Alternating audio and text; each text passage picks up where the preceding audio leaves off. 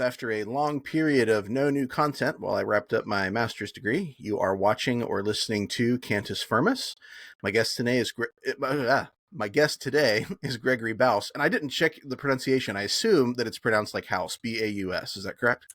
Correct. Like Okay. Strauss. Yeah. Okay. German name? It is. Yes. Okay. The Bauses are from Baden. Interesting. And yet you're the one who's arguing as a Reformed person today, and I'm the one arguing as an Anabaptist. Yeah. So Greg is a colleague at the Libertarian Christian Institute, where he co-hosts the Reformed Libertarians podcast, and I'm just a lowly contributor. Greg, can you tell me about your work with LCI just a little bit, Libertarian Christian Institute? Sure. I remember probably just through an internet search, I became aware of the original Libertarian Christians blog by Norman Horn back in 2008. And I've been a reader and commenter on their various online forums since that time. I converted, so to speak, to libertarian anarchism in October 2008, having previously been a constitutional classical liberal. And I'd contacted Norm by email to see if he knew any other confessionally reformed libertarians. I've only written one article for the LCI website on the confessionally reformed view of Romans 13 and a stateless civil governance, originally published in 2019, I think. But after having written the Reformed Libertarianism Statement in 2020 with Carrie Baldwin, who's an LCI staff member, she and I were talking about collaborating on a podcast. And in the summer of 2022, LCI invited Carrie and I to co-host the LCI-sponsored Reformed Libertarians podcast. Right now, we have 15 regular episodes, with more to come, Lord willing, and a website, reformedlibertarians.com. That has additional resources, and we're currently working on a forthcoming free ebook that reworks some existing transcripts and articles with some new material intended to introduce some of the key ideas of Reformed Libertarian anarchism. Great. And just kind of, I'm just going to throw this out here real quick. One of the things that's kind of interesting about LCI is it is kind of a broad cross-section of, well, at least say evangelical Christianity. I'm not sure if there's much like Catholic representation or anything there, but and so you and Carrie and I think Jacob Winograd, who hosts the Biblical Anarchy podcast, are kind of more in the Reformed camp. Is that correct? And so Doug Stewart, who's kind of the main host of the main LCI podcast, and I think Norman Horn kind of go into that sort of more Arminian, what do they call that? Not Reconstructionist. That's really Reformed. Restorationist. Yeah. Norm's a Church of Christ guy. Yeah. And I think Doug had some background in that too, if I'm not mistaken. Okay. So there's kind of, some Arminians there and some, or those who are maybe not Calvinists, not Reformed, as well as some Reformed folks. And so we'll get into what these words mean a little bit if, as we go on. But so basically, so I've got kind of a long, kind of winding backstory to why I have you on here, but I'll go ahead and start that now, and we'll get into it. Yeah. So this idea of Reformed libertarianism is one I want to explore with you in more detail. So to give some background, there were different groups that came out of the Protestant Reformation in the early 1500s in Europe, those who were dissenting from the Roman Catholic views on certain things. And so we have major figures like Luther, Calvin, and Zwingli, and their movements are generally placed under the heading of the Magisterial Reformation. And you also had groups called Anabaptists, which largely made up the Radical Reformation.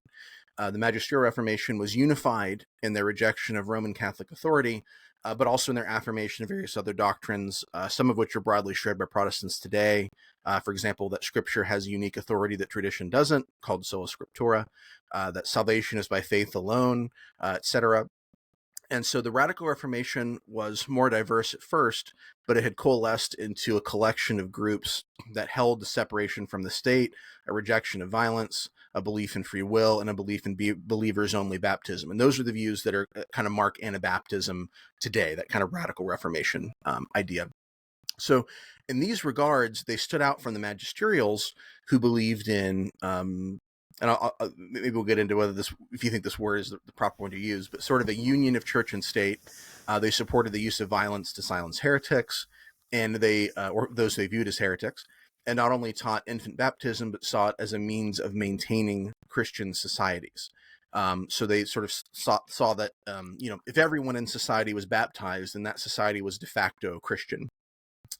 Those who refused infant baptism, for instance, Jews and Anabaptists, were marked out by their refusal to be baptized, which made them outsiders who were not seen as true citizens.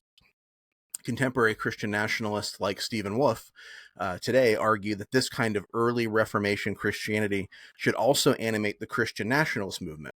So he supports a Calvinist rejection of free will, depending on how one defines that. He supports infant baptism, and he supports a kind of unification of church and state wherein Christianity is promoted through state violence. So I'd sent you a draft of a paper I was working on where I was suggesting that Anabaptism's rejection of infant baptism, predestination, and state Christianity made sense in light of their general opposition to coercion or force in religion. That these three doctrines sort of invoke a force to some degree, and thus it makes sense that they were so central to the Magisterial Reformation's theology. They sort of do kind of fit together in a way that sort of seems logical.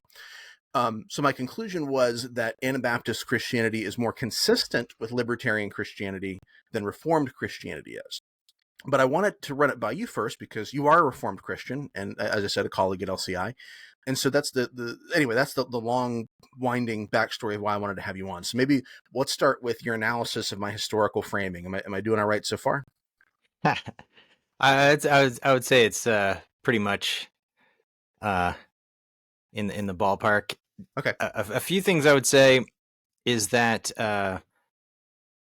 the magisterial reformers, I think, were largely opposed to, what was a real concern for them, was the earlier Anabaptist fanatical millenarianism. So they were seeking to establish the kingdom of God by violence. So these were not pacifists. The so-called German peasant revolts, mid-1520s, and the Münster Rebellion in the mid-1530s are probably the most prominent examples. And on church and state, the magisterial reformers, whether Lutheran or Reformed or what came to be known as Anglican, it's not so much that they held to a union of church and state as such, but having rejected the Roman doctrine of the church having ultimate temporal power, that is coercive power, they affirmed the fundamental difference between church and state in the variously expressed doctrine of the two kingdoms. But in any case, Reformed libertarians definitely acknowledge that not only Calvin, but the magisterial reformers generally believed, and originally in the Reformed church standards confessed, that it was the duty of the civil government or magistrates to coercively enforce at least external public religion and morality against non-aggressive public irreligion and immorality, generally known as the civil establishment of religion.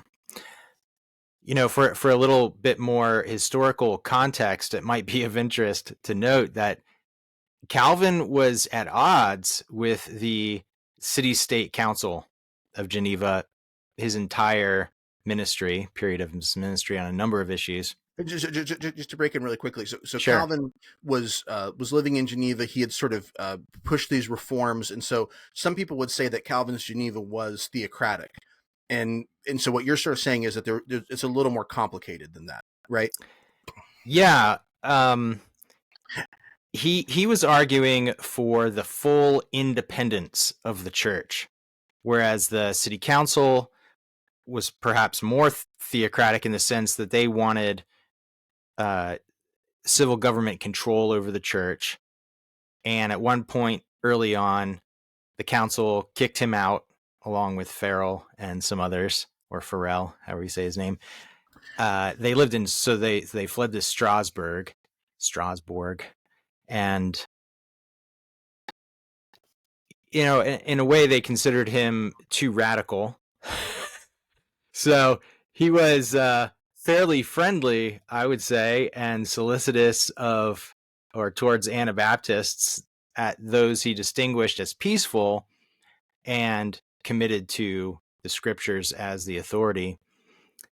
When he was in Strasbourg, he publicly debated some Anabaptists. He joined a tailors guild, which, as far as I understand, was some kind of social club and mutual aid society that had a majority Anabaptist membership, so he could more effectively interact with them. He won over a number of them, and he famously ended up marrying an ex-Anabaptist, whom by all accounts he loved dearly, and she was the widow of an ex-Anabaptist whom he had publicly debated and won over to the Reformed cause. So there's a little bit of history of his interaction with Anabaptists. On the point of free will, I'll say, as far as I know, all the magisterial reformers believed in free will. What they denied in terms of the sin bondage of the will was the spiritual ability of unregenerate or unconverted person's sinful will to genuinely trust and love God apart from God's grace. So they didn't deny free will as such. Rather, they held to a view of the unregenerate's spiritual inability. And this was basically a continuation of Augustinianism. So just real quick, I'd like to, this is probably something to talk about in another podcast, but this was something that always confused me. I used to listen to James White, who's a Reformed Baptist, and I learned a lot from his kind of methodology as far as his kind of ability to break down arguments and debate. And so I'm really thankful for that. But as an Arminian listener, I would always find it strange that on one hand, he would talk about determinism, that God has sort of ordained and decreed everything that would take place. But then when it came to, he'd also sort of say, well, we're really talking about the spiritual ability of the unregenerate person to trust and love God, that God has to save them. And so it seemed to me that he would sort of talk about both sides of his mouth, but I don't think that's really relevant to this conversation. But I think it would be fun to maybe engage with you about that, maybe off camera a little bit, because I think it is a complicated, there's sort of a complicated theology there that maybe not all non-Calvinists fully understand what you guys are getting at. Yeah, I don't know how much. I've never been a listener of James White. I'm vaguely familiar with some of his work, but yeah, it would be interesting to find out if you thought the way I understand it would match what you've heard from him or not. But right. yeah, we'll have to talk about it some more. Okay. Well, speaking of, you brought up Stephen Wolf's Christian nationalism, and I think his views are something like a bastardized or distorted version of civil establishment of Reformed religion. Sometimes it's referred to as national confessionalism. The Covenanters, other Reformed Presbyterians continue to hold to this, and as originally confessed in the Reformed churches. And he throws in, besides his distortion of it in some way, throws in a nice dose of racialism. Yeah, I'd argue that's sort of the nationalism component, that it doesn't take long for nationalism to resolve into ethnocentrism or racialism. Yeah. Okay, so thanks for that feedback. I think one thing I probably push back on just a little bit is that it wasn't only the violent segment of Anabaptists that the magisterials took issue with. So I agree that, for example, Luther is primarily known in connection with the Anabaptists for his opposition to the Peasants' Revolt, and he encouraged the state to use violence to break that down, which my understanding is he maybe had some regrets about that after the fact. But so like the Lutheran Augsburg Confession rejects Anabaptist views of church-state separation. Calvin wrote his treatise against the Anabaptists that was largely in opposition to the pacifist Anabaptist Schleitheim Confession. And Zwingli sold out his followers who became pacifist Anabaptist. He called them dangerous extremists. He saw them as threatening state approval for his movement, and he didn't object when they were executed. But as you said, the magisterial reformers were neither pacifists nor believers in the separation of church and state as we would conceive of it today. So it's kind of just maybe a fine point of disagreement. But I guess what I'd like to see if you can do is make me more optimistic about the compatibility of Reformed Christianity with libertarianism, because I'm a little bit skeptical. I think that there's just enough theocracy and intermingling of church and state there that makes me feel. So you're a Reformed Christian yourself. Can you summarize briefly what it means to you to be a Reformed Christian? Sure. What it means to me to be Reformed is in a way how I think it's also objectively defined. To be a Reformed Christian means to be a Christian who's confessionally Reformed, that is, who affirms a historical statement of faith or doctrinal standard confessed by a Reformed church as a summary of the Bible's main teaching. So, for example, there's the three forms of unity, as they're called: the Belgic Confession, the Heidelberg Catechism, the Canons of Dort. There's the Second Helvetic Confession. There's the Westminster Confession and Catechisms, larger and shorter catechisms. There's also the very similar Congregationalist Savoy Declaration and Second London Baptist Confession. And these aren't just a matter of doctrine in a narrow sense, but also of piety and practice. That is, those or related statements, they also reflect a view of the worship and spirituality, or the Christian life and ethics, and what it is to be and live together as Christ's church. And I would say one of the most important implications of a Reformed view of living as a Christian has to do with the religious non-neutrality of all areas of life, what might be called a worldview that's informed by a Reformed perspective. So in this sense, for me, being Reformed also means being a neo-Calvinist, but not all confessionally Reformed people would identify as neo-Calvinist. Yeah, I'll ask you what that means here in a few minutes. So real quickly, one of the confessions you mentioned was the Second London Baptist Confession. So you wouldn't have a problem saying that Reformed Baptists are properly Reformed, even though they reject certain aspects of traditional Reformed theology. Just as an example. Well, I don't mind so much using the term. They have a different understanding of covenant theology, and of course, different view of the sacraments, or at least baptism. So not properly Reformed, but we can call them particular or Calvinistic Baptists, and they're confessional in their own way, coming out of the same stream of the Reformation in England. But I don't make too much of a fuss about using that term. Okay. Between us, in discussion with them, I might not use it. Yeah. Okay. Well, I'll keep that a secret between us. So, oh, sorry, I got an alarm going off. So okay, so you mentioned the differences in, worship and spirituality.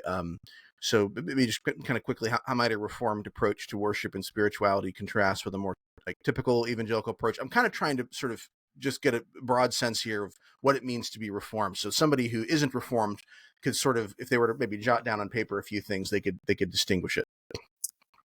Yes, I think I tend to think of a difference between classical liturgical Protestantism, what you might find in a Lutheran, Anglican, Reformed congregation, where there's a pattern of worship structured around, for example, confession of sin and absolution, reading and preaching portions of Scripture, then congregational prayer and confession of faith, then the Lord's Supper, and these being interspersed with traditional hymns and or biblical psalms, or I should say biblical psalms and or traditional hymns. A contrast between that and a contemporary approach where there's basically an extended period of singing, often in a pop concert style, followed by some kind of practical or inspirational talk. And the Reformed differ from other classical liturgical traditions in we make a big deal about lacking outward pageantry. So there's no candles, no special lighting, no incense or smoke, no images or dazzling visuals, no bells or sound effects, no special clothes or decorations. So it's not fun then. It's austere. Yeah, the old Puritan whitewashed building, maybe. And it's according to what we call the regulative principle. So it only includes those elements or categories of action in worship that we think have clear biblical warrant for New Testament worship after the apostles' time. And so no dances or puppet shows or videos or charismatic healings or prophecies, no altar calls. We try to emphasize not the individual's current subjective experience, but rather a focus on God's objective historical works in Scripture on a sinner's behalf. I don't know if that really gives a picture. You might have to attend a Reformed service to get a better idea, but I don't know. That's a description. Yeah, no funny business. Right. No funny business. No inappropriate levity, hopefully. Yeah. So okay, so that's kind of what it might look like in a Reformed church. But I still think, thinking about somebody who's listening who wants to distinguish what a Reformed church does, or sorry, what Reformed people believe, I guess. What are some of the central ideas that the confessions you mentioned proclaim that are maybe a little bit more unique to Reformed Christianity, stuff you wouldn't find in Methodist churches or Episcopal churches or Baptist churches? Not non-Reformed Baptist churches. Yeah, most famously, I think the Reformed hold to the Augustinian view. We would also say the Pauline and biblical view or the doctrine of God's absolute sovereignty in all things, including his sovereign predestinating grace and salvation.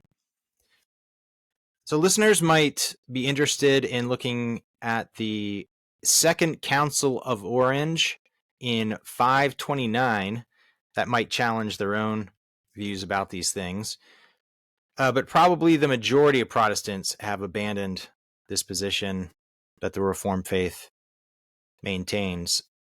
But which to be clear, was basically the Magisterial Reformation's position. So Lutherans, Zwingli might distinguish it a little differently, and it's even developed a little bit after Calvin. Beza and other folks come in and sort of, systematize it a little bit. But largely speaking, the Protestant position was a predestination kind of viewpoint, right? Until the Arminians come in. Although, with the exception of the Anabaptists, who are not really part of the Magisterial Reformation. Yeah, I think it's largely the case. But what's probably the most unique, but at the same time, maybe the least well-known feature of Reformed Christianity is its robust theology of covenants. So a Reformed covenant theology relates to every point of Reformed doctrine, I'd say, even if it's not stated as explicitly in the earlier Belgic Confession, for example, but comes out more later in the Westminster Confession. If listeners are interested in finding out more about Reformed covenant theology, I'll give you some links. I recommend an ongoing series on Reformed covenant theology by a friend of mine, Charles Lee Irons. He's pastor of Santa Clarita United Reformed Church in California. So he's got a Friday night academy he's doing. That's been really good so far. There's a book called Sacred Bond. I don't think it's on Amazon, or maybe the ebook's on Amazon. But anyway, by a couple guys named Brown and Keel. We understand covenant to be a sworn commitment or an oath-bound commitment, either unilateral or mutual, from one party to another, between individuals or groups. This is like a special kind of contract where an oath to or from the divine is made or implied. There can be covenants between humans, such as marriage, or between God and humans or other creatures. And in addition to the particular divine covenants in the Bible, in which God himself is one of the swearing parties, such as the second Noahic covenant in Genesis 9, that God makes with all of creation to not destroy the world again by a flood, but to preserve it, which we call the common grace covenant. There are three theological categories of covenants. So the first is there's an eternal pactum salutis, that's the Latin, or eternal covenant of redemption between the persons of the Trinity to save some of fallen humanity. The second is covenant. There's a covenant of works between God and humanity as represented in Adam to either everlastingly reward obedience, which he didn't do, or to everlastingly condemn because of disobedience. Then there's the covenant of grace between Christ and the church, saving those who have faith in him, first revealed in Genesis 3 and more fully in the Abrahamic covenant and fulfilled in the new covenant or the gospel. One of the main points of contrast, I would say, with this Reformed view of covenant theology and other views is how the Old Covenant, or the Old Testament rather, is understood to relate to the New Testament, and particularly the relation of the Old Mosaic Covenant to the New Covenant. So one popular modern view, known as dispensationalism, tends to view God's purpose and plan for salvation of the Israelites basically as a different kind, as basically different from his salvation and purposes for the New Covenant Church. Just breaking really quickly. So the dispensationalists are, at least, there's scales or differences here, among dispensationalists. But if I were to kind of do a continuum, the kind of radical dispensationalist viewpoint is that those in the Old Testament are saved by something different. They're saved by keeping the law, and those in the New Covenant are saved by grace. Whereas those who are covenant theologians like yourself, they would sort of see that God has really made one covenant of grace that applies to the Old Covenant believers and the New Covenant believers, that everyone is really saved by grace. And right. And as a result of that, I would say there also tends to be what you have, what gets called replacement theology. Dispensationalists say that Jews have an important purpose in God's plans, whereas those who are at least on the far side of the covenant view would sort of kind of smush that together and say, well, the church has kind of replaced Israel in a sense. Israel's that old group doesn't really matter anymore. It's really about who believes in Christ. So the church is Israel largely. And so that's kind of at least the more extreme covenant viewpoint. So is that at least, you may not be far to that end, but you're at least closer to that than you are the dispensationalist viewpoint. Is that correct? Yeah, we don't. I think the term replacement theology is something of a criticism. So it's people who aren't coming from a covenantal perspective that say, "Oh, you're replacing Israel with the church," but we really see it as there's an organic connection with the people. There's one people of God throughout history. So from the time of the fall into sin in Eden, when God promises a future seed of the woman who would crush the serpent, there's been a unity in God's plan, a single plan of salvation in Jesus Christ for Jews and non-Jews alike in the one covenant of grace. It also contrasts, I'd say, the Reformed covenant theology that I would promote contrasts perhaps with many so-called theonomists, probably some Christian nationalists who claim to be Reformed. A more consistent Reformed covenant view, I think, would contrast with their view, where they fail to recognize a number of important implications for the end of the Old Covenant. So, for example, how common grace plays out in the New Covenant era. That's perhaps a whole nother discussion. But we So talk that's about it interesting. some on the Yeah. podcast. So that's interesting because to me, I think there's even if as you say there are distinctions that you can make between sort of your view, which you think is sort of a more traditional Reform view, and what the theonomists, the Christian nationalists, are saying. Certainly, there's at least something that's more organic that a Christian nationalist or theonomist can tap into a covenant view more easily than they can a dispensationalist view, because a dispensationalist would say, well, the old covenant stuff, that's with Israel, the land promises, all that stuff, that's in the past. We're not there anymore. We're in this grace period now. Whereas someone who sees continuity between Israel and the church can sort of more easily use that to sort of tap into that and say, okay, well, that means that we should be instituting the law of Moses in the nations where we are today if we're Christian. Right. That's kind of the move they're making. And unfortunately, I think what they end up doing is denying, a lot of them deny the distinctions between the three different covenant categories that I mentioned. So that causes a lot of problems in their theology. So, if we talked about continuity versus discontinuity, yes, they hold to more continuity than dispensationalists, Right. but I think they get a lot of the continuity wrong. Okay. So, That's interesting. Okay. So go on. I apologize. no, it's fine. So,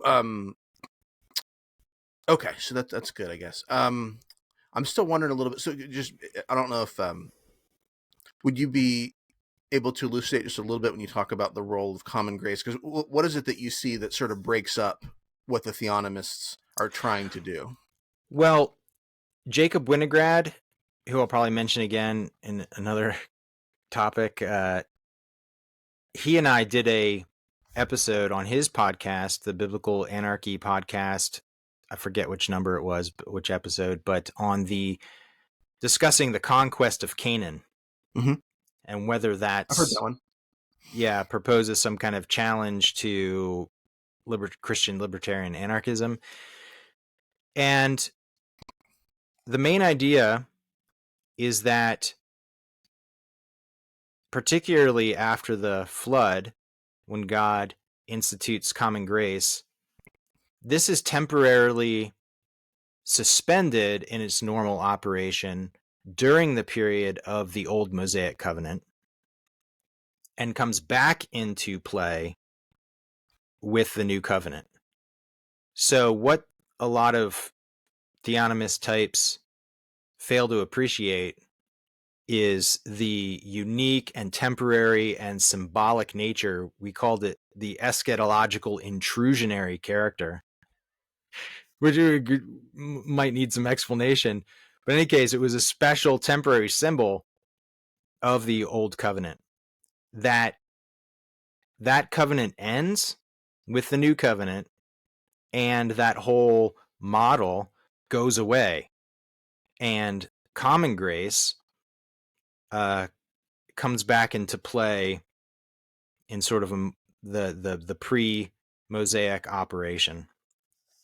And so that's something that I think they fail to appreciate. That's really significant for understanding politics in the New Covenant era. So tell me if I'm summing this up correctly, because I think this is what I think you're saying. Is that common grace, this grace that God extends to everyone, regardless of whether they're the elect or not, whether they're saved or not, gives Reformed Christians sort of an impetus or marching order or something to extend grace to their non-Christian neighbors, and that theonomy doesn't extend that same level of grace. It sort of wants to silence or shame those people, or sort of maybe not force them to convert, but at least kind of put pressure on them to convert, and not sort of give them the freedom to make that decision. Is that something like Well, it what has we're to getting at? do with God's preserving of the world order, right? So he's not going to keep bringing judgments on the whole world until the final judgment. So it's a delay of final judgment. But of course, in the Old Covenant, we see a miniature kind of picture of judgment, right? The Israelites go in and judge the people of the land. They devote them to destruction. Of course, they don't actually do it as they should have, but that was the idea. And during the normal operations of the common grace order, that's not how it works. So we're not bringing either final judgment or even a picture, symbolic picture of final judgment on unbelieving neighbors. Okay. There's a common endeavor in God's preservation of human society and societal order, common operation and civil governance. That continues again in the New Covenant era. So we're not enforcing against non-aggressive immorality. So we're not coercively enforcing religion, Gotcha. for example. So you would not see the world as sort of one big Israel, but distinguished with national boundaries, in a sort of a way that theonomists kind of do, right? Where it's like, well, we need to sort of initiate, Israelite like Mosaic commands, in all these nations. That's not really the call. Yeah, it's like their idea that when the Old Covenant goes away, instead of that whole model being temporary, it just gets repeated with every nation that the gospel comes to, as though God's making an old covenant with every nation now. Mm-hmm. And that's not, he's making a covenant. He's making the new covenant with every nation in terms of the church, but not in terms of the structure of God's people as a political body. Okay. Yeah. So, and just kind of thinking about where, like, an Anabaptists sort of fit into this. They're not dispensationalists, because that's sort of something that comes later, but they would emphasize discontinuity more. I think they would sort of say that they wouldn't deny the inspiration of the Old Testament, but they would sort of say that was God's covenant with Israel. That's what he did then. But we sort of live by the Sermon on the Mount and these new covenant principles and guidelines that, for example, forbid violence, which also means we stay separate from the state because the state is the monopoly on violence. So for most Anabaptists, that ends up being separation. Whereas those, I guess on the Christian nationalist side would say, because of the continuity, they understand that continuity is meaning that Christians should be heavily involved in the state. So that there's a distinction there based on how much continuity or discontinuity is understood to be at play. Yeah, I think that's right. And I think my understanding of Reformed covenant theology sort of, I don't know, escapes that spectrum. It's a different way of looking at it. Yeah. Okay. So could you define then what libertarianism means to you? Since we're talking about reform, we kind of defined reform to some extent. Can we define libertarianism? Yes. And similarly, I think that what libertarianism means to me is also how I think it's objectively defined. Libertarianism is the belief in self-ownership and a certain view of property rights, and the corresponding obligation of the non-aggression principle that everyone should refrain from initiating coercion against the person and property of others. And as I understand it, this belief commits me to not only the normativity of a general free market, but also to non-aggression in civil governance, which precludes the legitimacy of the state's monopoly. So that's to say it commits me to anarchism or non-monopolist civil governance. But of course, not all libertarians follow that through. So, some are minarchists, we'd say. Yeah. Yeah. So real quick, I don't know if this is something that you've said, but you can tell me if you think this sort of lines up with what you're thinking. To me, part of the sort of question about what the state should be doing that Christian nationalists, I don't think carefully enough through, is that I don't see anywhere in the Bible where pagans are expected, or non-Christians will say, are expected to live by the Mosaic law or even necessarily Christian principles. There's something that we sort of call, what you might call sort of common grace, or that connects with common grace. But this idea of natural law, that there are sort of these guidelines about how all human beings are supposed to treat each other. And that, the law of Moses is a little different in some ways because this is a special covenant community of God. And the church also has obligations that might actually rise above natural law. So whereas natural law might say, don't do unto others what you don't want done to you, Christians are called to do unto others what we would have them do unto us, right? And so it's a higher standard. But what libertarianism seems to, I think, maybe reflect very well this idea of natural law, how humans are expected to treat each other in nature. We're not supposed to hurt each other, initiate force against each other, steal from each other, and that when that does happen, it's reasonable and acceptable for non-Christian, we'll say, for nations, for societies to sort of say, okay, well, we're going to have systems in place that can punish those who aggress on others. And that's sort of the purpose of civil authority as we think of it. I don't know how you would think about this, but I would put it somewhat differently.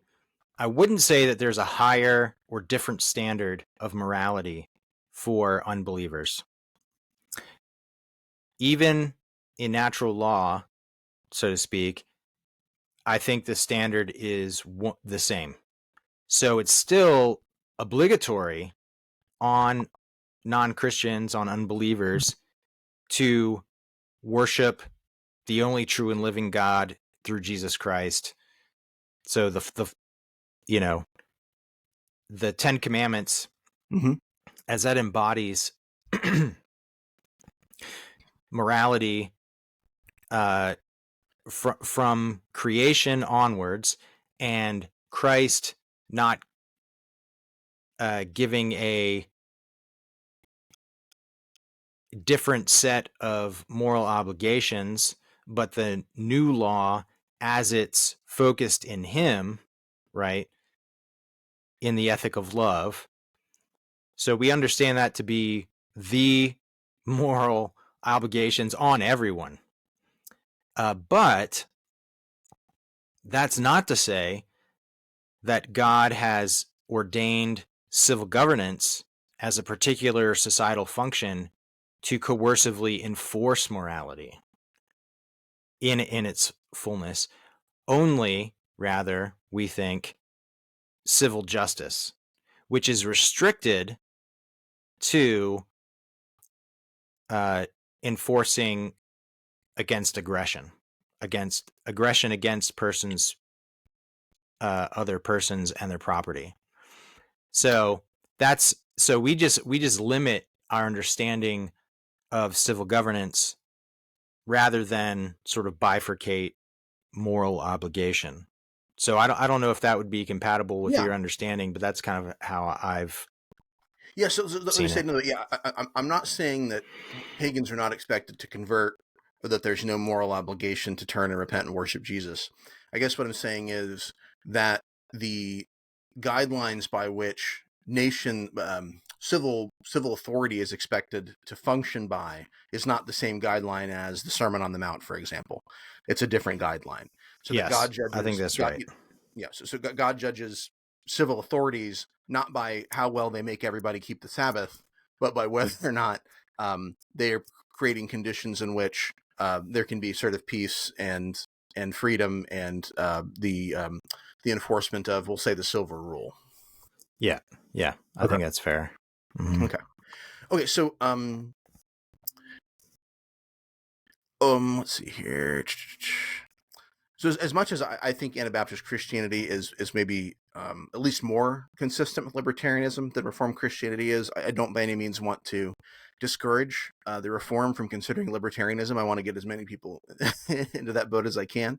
So what I'd like to see is kind of a strong case built for libertarianism from a Reformed perspective.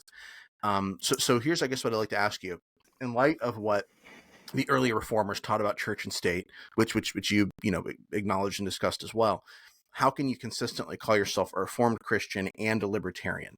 Are there significant Reformed theologians who support your viewpoint? You mentioned neo-Calvinism. I don't know if that plays in at all.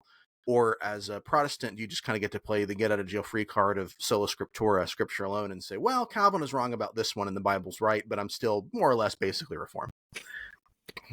Well, it's fairly simple, I think.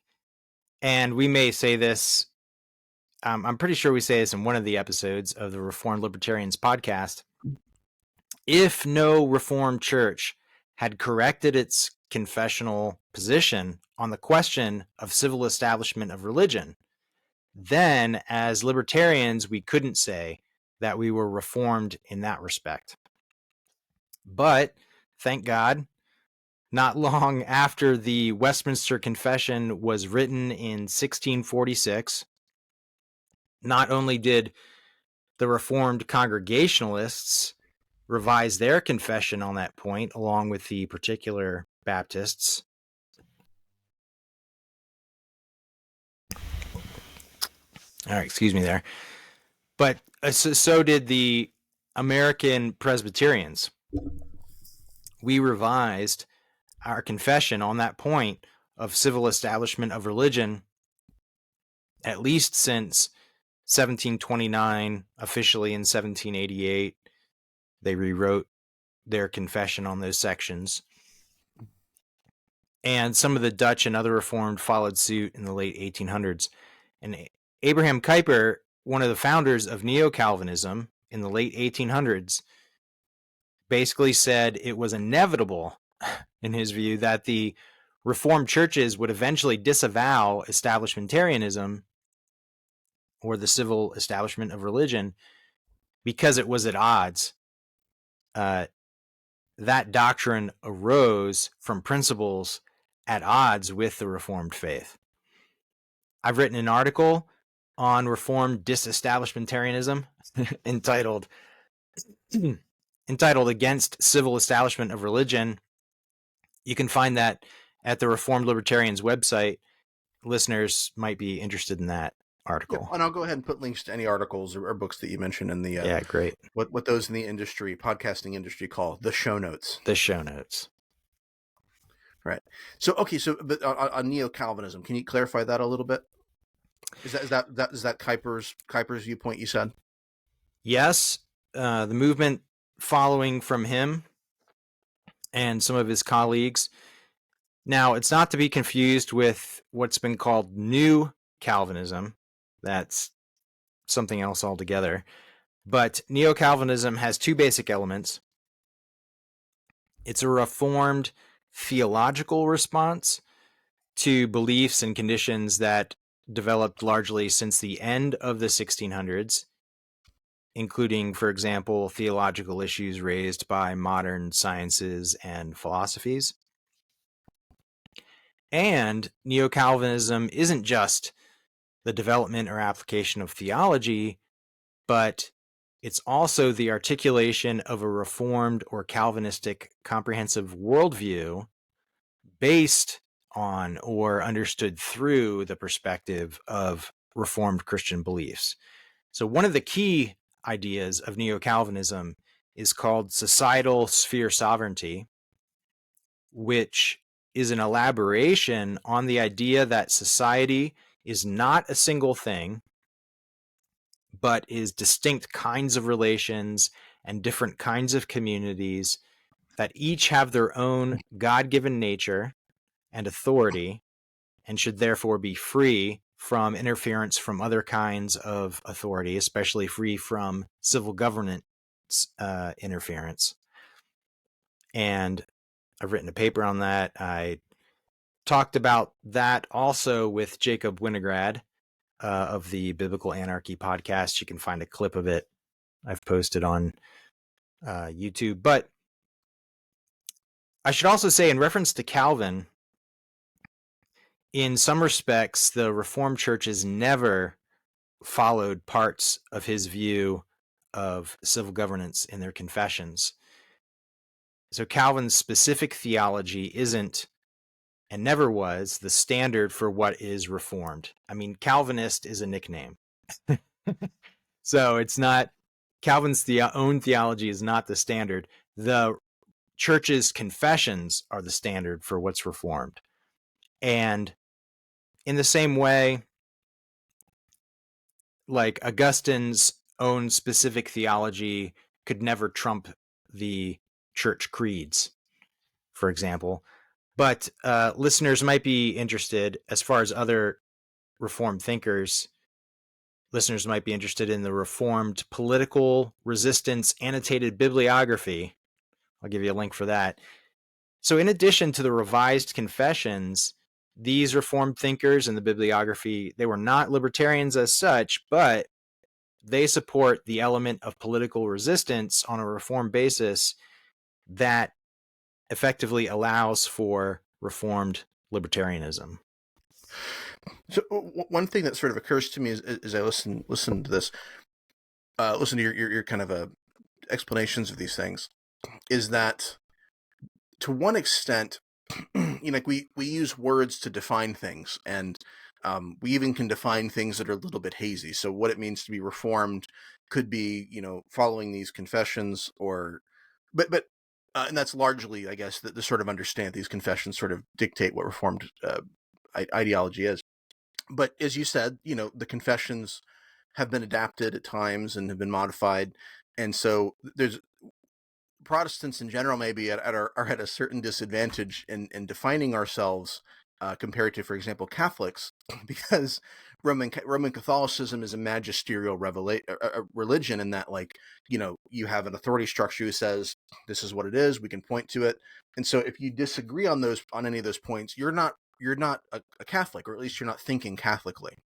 Whereas it seems to me that it's very possible that the Christian nationalists, for example, could tap into all these Reformed thinkers and ideas and confessions, and still perhaps have a legitimate claim to be Reformed.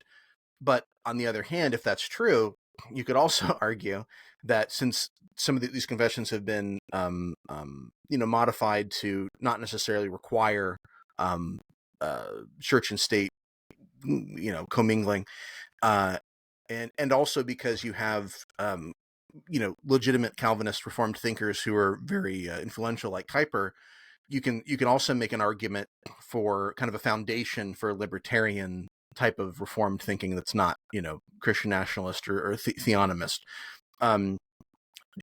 Do you feel like what I'm saying there is fair, or do you feel like in a very real sense that can be quantified, those who are like theonomists or Christian nationalists are not legitimately Reformed, or do you feel like is it kind of a big tent, or what do you think about that?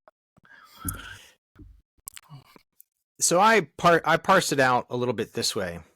I say there is the historical doctrine of civil establishment of religion, but that goes back to Theodosius. That's not that's not particular to the Reformed faith. And I would agree with Kuyper that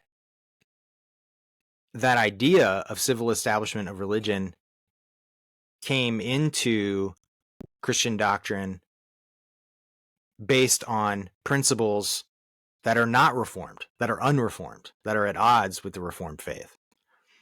So that's what I say about the embodiment of civil establishment of religion in the earlier Reformed confessions, that it was taking in something alien to the Reformed faith.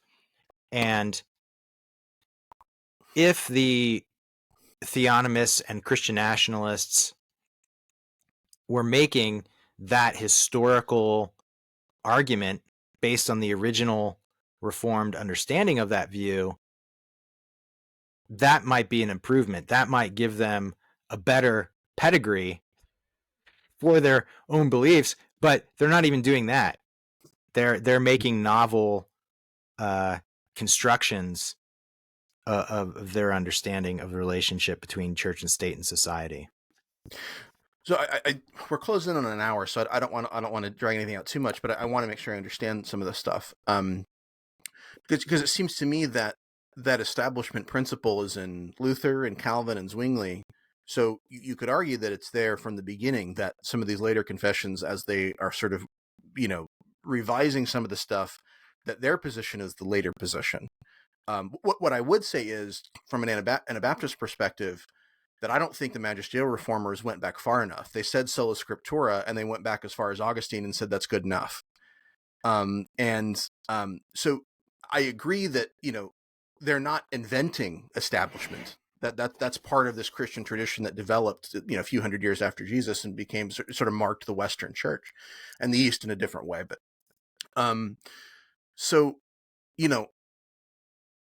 I would be, I'm not Reformed, but I would almost be more inclined to say, I think Kuyper better retrieved biblical principles than Calvin did. That he's within this Reform stream, but maybe he got it right in a way that maybe the earliest Reformers didn't. Yeah, I think Kuyper properly stands on Calvin's shoulders, so there couldn't have been a Kuyper without Calvin. Sure. But particularly on civil governance, Calvin gets it wrong. Okay. So maybe just really quickly, could you tell me how Kuyper, when you said Kuyper's made the argument that those who believed in establishmentarianism, that they were getting the Reformed faith wrong. What is his sort of standard? What is his argument for why his view is more Reformed? Well, I go into it in the article that I mentioned against civil establishment of religion. Okay, good. And actually, I'm pulling out more from Charles Hodge. Charles Hodge makes, of course, Kuyper wrote and spoke in Dutch. I think Hodge makes the more concise, explicit biblical argument. So that's why I appeal to Hodge. But in that article, but I think Kuyper says very similar things. So if you looked at that, you'd get it in that article. And essentially, it's a kind of exclusion argument saying that in the establishment of the new covenant, we don't get the representation of the duty of civil governance to be the enforcement of religion. If the scriptures had wanted to make that clear in terms of the new covenant, it would have, and it actually specifies the duty of enforcement of religion, though not coercively, but rather spiritually and persuasively and morally, to the church. So it's the church's duty to propagate true religion, and therefore not the duty of civil governance. That's something of the reasoning. So take a look at the article. Great. People can contact me if they have questions about it, I guess. And real quick, as somebody who has in the past tried to Google Kuyper after hearing him referenced on audio materials, I'm just going to say that his name is spelled Kuyper. So if someone's listening and saying, "How the heck do I Google this guy? Kuyper. I can't find anything about him." Yeah, it's the UY. Yeah, that's the. I guess he was Dutch. Am I right about that? Yep. No, so anyway, so it's a different pronunciation, I suppose. So because we're closing on an hour, I had other questions I want to ask, but I might skip around just a little bit if that's okay with you. Sure. Okay. So I'd sent you some questions ahead of time. So if you had any notes on here, we could jump to maybe question 10. So my question there, I have to admit that, my Anabaptist leaning views are not also a perfect fit for libertarianism, since libertarianism is essentially a view about what the political realm ought to look like, whereas Anabaptists have largely been separationists. They want to keep the state and church separate. And because of that, a lot of Anabaptists are almost sort of neutral about the state, right? It's like, well, that's another realm. We don't really care what it looks like. Anabaptists also, I think, reject violence out of hand, whereas a libertarian order would at least acknowledge the right to individual and organized self-defense, and would even seek to build a society where the fear of responsive violence is a deterrent for aggression. And so just to kind of expose myself a little bit, I was going to, I have sort of a question, maybe a softball question for you. You can sort of, get the knife in. Might these be areas where the magisterial reformation is more consistent with libertarian thought than Anabaptism? Yeah, I guess I would basically agree. I would say that's the case. Insofar as the Reformed view affirms the legitimacy of proportional, responsive, defensive, and restitutionary coercion, which includes the legitimacy of civil governance, that is the administration of civil justice according to God-given norms, by proportional responsive coercion, which is the only legitimate use of coercion. And this can involve coercively enforcing restitution by aggressors to their victims.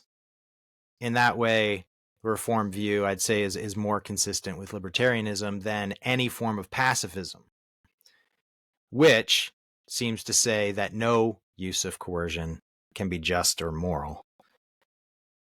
I don't really take pacifism seriously, but I guess I'd say it's a better view. It's a better erroneous view to hold than any view that promotes the enormities of the state. Greg, you've hurt me deeply. So to jump to another question here, let's see here. Let's start with 12, or actually go to 12. Is there common ground that Christians of all backgrounds can point to in order to build a Christian case for libertarianism? What is it that we're working with that we can all sort of agree on, whether we like Calvin or Kuyper or the Swiss Anabaptists or whatever? Yeah, well, of course, it depends on what one might take to be a genuinely ecumenical Christian belief. And I think all Christians should affirm free will and our moral culpability before God. But I don't actually think that belief really does much for political theory as such, as some people might think. The belief in God's sole absolute sovereignty, I think, gets us somewhere politically. I think it entails some things for political theory, but that's not often taken as an ecumenical Christian belief. So really quickly, if God is, in the Reformed view, really emphasizes God's sovereignty, but if God is sovereign king, then to hold to the sovereignty of humans is in a sense a challenge to God's sovereignty. Yeah, exactly. The belief in God's absolute sovereignty necessarily, inherently relativizes and limits all human authority. So that's the main idea, and that plays out in specific ways. But I also mentioned in an interview with Chris Spangle on the Chris Spangle Show, Carrie and I did that interview together. I think that a proper view of Reformed covenant theology goes a long way in some of the ways I mentioned about the understanding of common grace coming back into play in its normal operation in the New Covenant era. And so I can send you a link for that interview. And whether that's something that non-Reformed Christians could accommodate, a kind of understanding of common grace in the New Covenant era, I couldn't really say, but I definitely recommend it. And in that same interview with Spangle, I also mentioned three things that many Christian libertarians seem to agree on as urging libertarianism. So the first is the 6th and 8th commandments, as we reckon them. Do not murder, do not steal, as entailing self-ownership and property rights. The second would be Jesus's moral imperative to treat others as you would be treated, that entailing a non-aggressionist and non-vengeance, non-retaliation ethic. And I think the third would be the Bible's consistent portrayal of centralized power in a negative light. So those three principles, I think, there may be others, but at least I've noticed that those tend to be the key ones that we've rallied around so far. Yeah, and they're all biblical principles, so they're Right. rooted in. There's something that all Protestants should affirm, but also even Catholics and Eastern Orthodox should be able to say, well, okay, yeah, I guess you're right. All right, so I think that's a good starting point for building an ecumenical Christian libertarianism. So I'm glad that we're both on that team, even if our unique confessional commitments are different. I'm also glad that the Anabaptist insistence on freedom from religious coercion won out in the West, or else this would have been a very different conversation. Greg, I want to thank you for taking the time to talk with me. As a reminder, where can folks find you? I have most of my stuff at Linktree, so I'll send you that. It has my bio, a link to reformedlibertarians.com. That's the podcast website. Got YouTube and other resource links. I should give Norman Horn credit on those 3 points. Back in 2014, he had given a presentation where I think he pretty much lays those out. So we'll put that in the show notes too. And I am also happy to be on the same team with you, Cody. So thanks for the good questions, fair engagement. Really appreciate the opportunity to talk to you.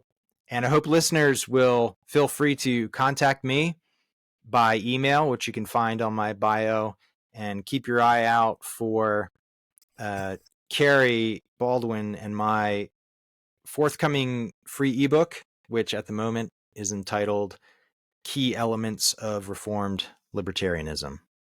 Yeah, and also mentioned I've had Carrie Baldwin on this podcast once before as well, and she made a case for kind of a anarchism, pro-life from an anarchist point of view, which I thought pro-life position from an anarchist point of view, which is an interesting conversation. So, somewhat dense, so be ready to take a notebook and a pencil, but it's a good conversation. All right, thank you so much, Greg. I really appreciate you taking time to be here to talk with me. Thank you, Cody.